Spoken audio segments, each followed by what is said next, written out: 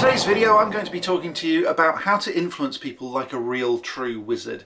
And we're going to be talking about pacing, leading, rapport building skills, embedded commands, and generally how to make people do what you want them to do.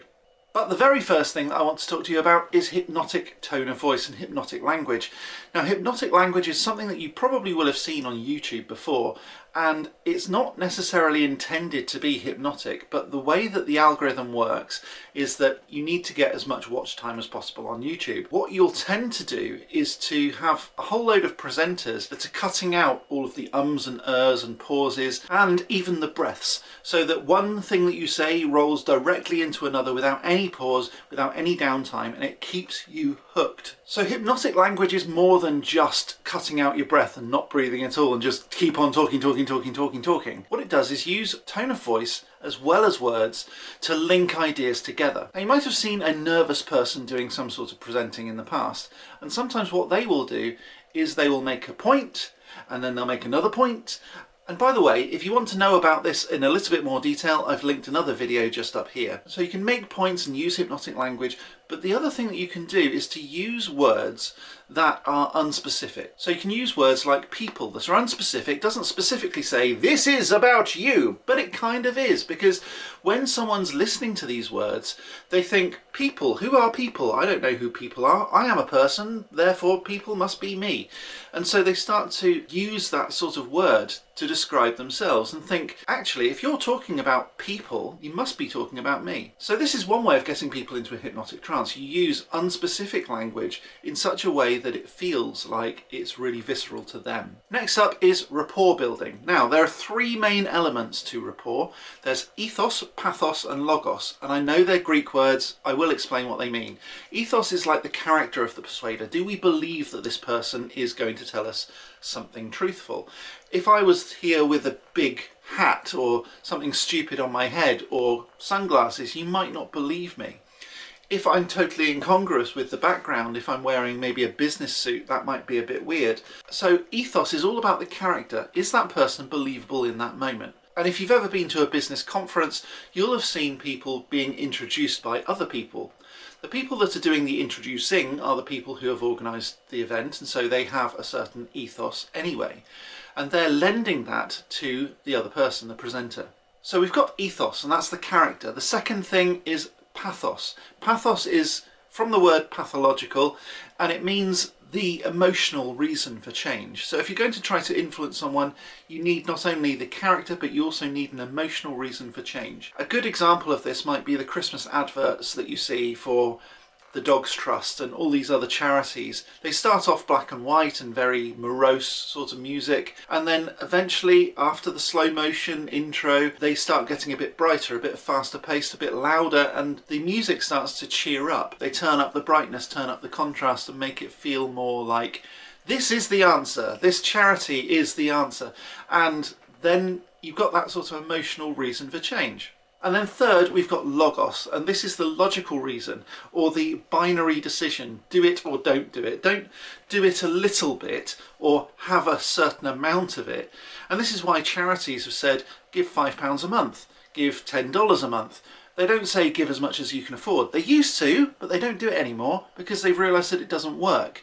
And so the logical reason, or the logos, is either do or don't, not anywhere in the middle. So let's take this into a persuasion context and see whether or not it's effective. Let's say that I've got a gun and I'm pointing it in your face saying, give me all your money or I'll shoot. What's the character of the persuader like? Well, certainly in the UK, if you can get your hands on a gun, the likelihood is you could use it. But I think anyone who has a gun in their hand and willing to use it, that's a fairly strong ethos, I think. Next up, we've got the pathos. Well, if you get shot in the face, you're probably going to die. And so if you're not emotionally moved by the prospect of dying, you're probably not alive in the first place. So from a pathos point of view, that's very strong too.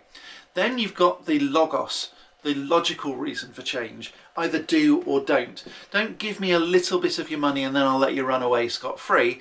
No. It's either give me everything or don't.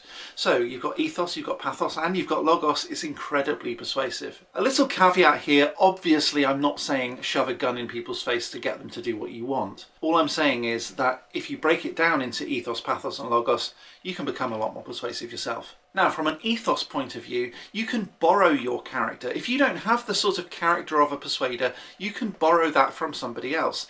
And so in a business context, you might be introduced by somebody who has that character, first of all, or it might come from the CEO where they say, this person is a really good person to talk to. You're borrowing their ethos, their character. If you can't do that, you can use something called mirroring. Now, mirroring is an NLP technique, or neuro-linguistic programming technique, whereby you gain rapport with people simply by being like them. So you'll see this a lot in pubs and clubs and social situations where people are moving in a similar sort of way to the friends and those people around them.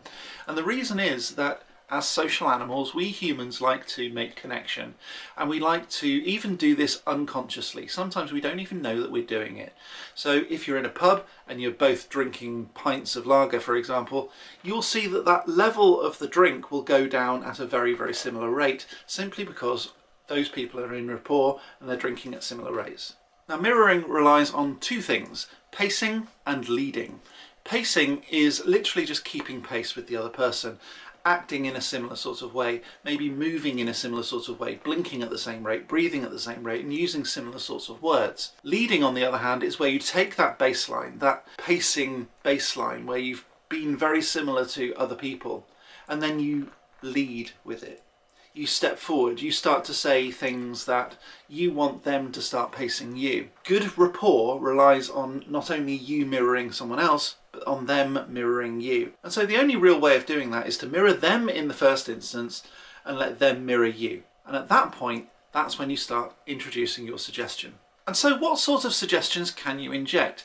Well, you can use things like embedded commands.